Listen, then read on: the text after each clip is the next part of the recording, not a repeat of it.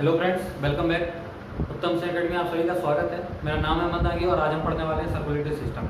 Circulatory system का introduction का lecture है, तो इसमें हम देखेंगे कि सर्कुलेटरी सिस्टम किस किन चीज़ों से मिलकर बनता है और उनके क्या क्या फंक्शन होते हैं। तो देखिए, सबसे पहले अगर हम बात करें इसके पार्ट्स की, तो इसके 3 पार्ट्स हैं, ब्लड वेसल्स है, हार्ट है और ब्लड है। अगर हम पहले पार्ट की बात करें ब्लड वेसल्स की, तो ब्लड वेसल्स 3 प्रकार की होती हैं, आर्टरी, वेन्स और कैपिलरी।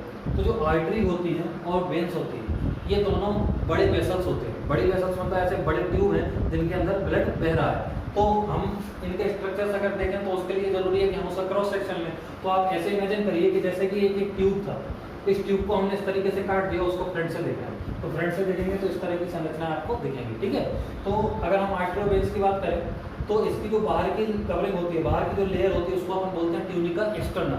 ट्यूनिका एक्सटर्ना हमारी फाइब्रस लेयर होती है, ये बाहर की तरफ है, तो जाहिर सी बात है कि हमारे ब्लड वेसल्स को प्रोटेक्शन प्रोवाइड कर रहा है। उसके अंदर होती है ट्यूनिका मीडिया, ये मस्कुलर लेयर है जो हमारी रक्त वाहिकाओं में संकुचन या फिर रिलैक्सेशन, मतलब कॉन्ट्रैक्शन और रिलैक्सेशन होता रहता है, वैसो कंस्ट्रक्शन और वैसो डायलेशन। तो वो किसके थ्रू होता है? इसी मस्कुलर लेयर की वजह से। इसमें मांसपेशियां हैं तो वो कंस्ट्रक्ट करेंगी या रिलैक्स करेंगी।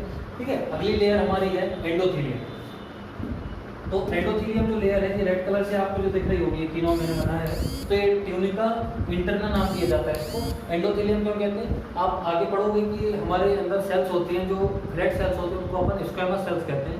तो ये जो अंदर वाली लेयर है, ये स्क्वेमस सेल्स की बनी रहती है, इसलिए हम उसको कहते हैं एंडोथेलियम। ठीक है, तो ये एंडोथेलियम लेयर होगी। अब ये 3 लेयर्स हैं, तो इन 3 लेयर्स की वजह से इसके ल्यूमेन पे क्या अंतर आता है? तो इसका जो ल्यूमेन है, देखिए जो वेन्स हैं इनकी दीवारें पतली होती हैं, दीवारें पतली होने की वजह से क्या होगा कि अंदर की तरफ स्पेस काफ़ी मिल गया, तो इसका जो ल्यूमेन है वेन्स का वो बड़ा होता है। और आर्टरी में मसल लेयर बहुत हैवी होती है, इसलिए इसका ल्यूमेन छोटा हो जाता है। आर्टरी का ल्यूमेन छोटा, वेन का ल्यूमेन बड़ा। वेन्स की दीवारें पतली, आर्टरी की दीवारें मोटी। ठीक है, ब्लड का प्रेशर कहाँ जाता होगा? आर्टरी में एज कम्पेयर टू वेन। और कैपिलरीज हमारी सिंगल लेयर्ड स्ट्रक्चर है, इसके अलावा इसमें दूसरी लेयर कोई नहीं पाई जाती, केवल एंडोथेलियम लेयर पाई जाती है, जिसके थ्रू ट्रांसपोर्ट होता रहता है आसानी से। उसको हम आगे देखेंगे ट्रांसपोर्ट किस चीज़ का होता है। तो ये हमारी हुई ब्लड वेसल्स। ठीक है, अब ब्लड वेसल्स के बाद है हार्ट। तो हार्ट को हम अगले लेक्चर में डिटेल में इसके एनाटॉमी देखने वाले हैं। अगला हमारा पार्ट है ब्लड। तो ब्लड में 2 कंपोनेंट्स होते हैं, क्या क्या?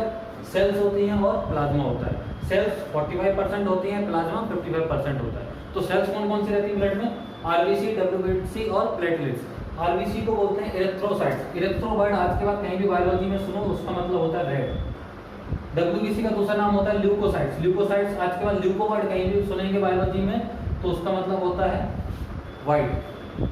ठीक है, और ये आखिरी में है थ्रोम्बोसाइट्स। इनको थ्रोम्बोसाइट्स क्यों बोला? क्योंकि ये थ्रोम्बस फॉर्म करती हैं। क्या बनाती है ये? Thrombus.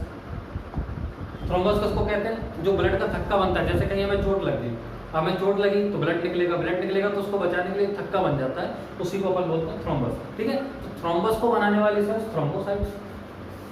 WBC white blood cells, leucocytes. RBC red blood cells या फिर इरेथ्रोसाइट्स। ठीक है, और ये प्लाज्मा की अगर हम बात करें तो प्लाज्मा कितने परसेंट है हमारा? 55% है। और 55% प्लाज्मा है, तो उसमें से मैक्सिमम परसेंट, मतलब 55% का 99% क्या होता है? पानी होता है। मैक्सिमम ये है। उसके अलावा एल्ब्यूमिन प्रोटीन सबसे ज़्यादा, अगर आपसे पूछा जाए कि सबसे अधिक मात्रा में पाए जाने वाला प्रोटीन प्लाज्मा में कौन सा होता है? एल्ब्यूमिन। ठीक है, एल्ब्यूमिन के बाद ग्लोबुलिन है, और भी कई क्लॉटिंग फैक्टर्स होते हैं जो मैं आगे पढ़ाऊंगा आपको, वो भी हमारे प्लाज्मा में ही रहते हैं। साथ में कुछ आयंस रहते हैं, जैसे कि सोडियम, पोटेशियम, कैल्शियम, ये आयंस रहते हैं। और कुछ बफर्स रहते हैं। बफर्स का क्या काम होता है? हमारे ब्लड की पीएच को मेंटेन करना। और ब्लड की जो पीएच होती है वो कितनी होती है? 7.4। ब्लड की पीएच कितनी है? 7.4। तो ये हमारा इंट्रोडक्शन था। अगले लेक्चर में हम हाइट स्टार्ट करेंगे, तो हाइट की एनाटॉमी समझेंगे डिटेल।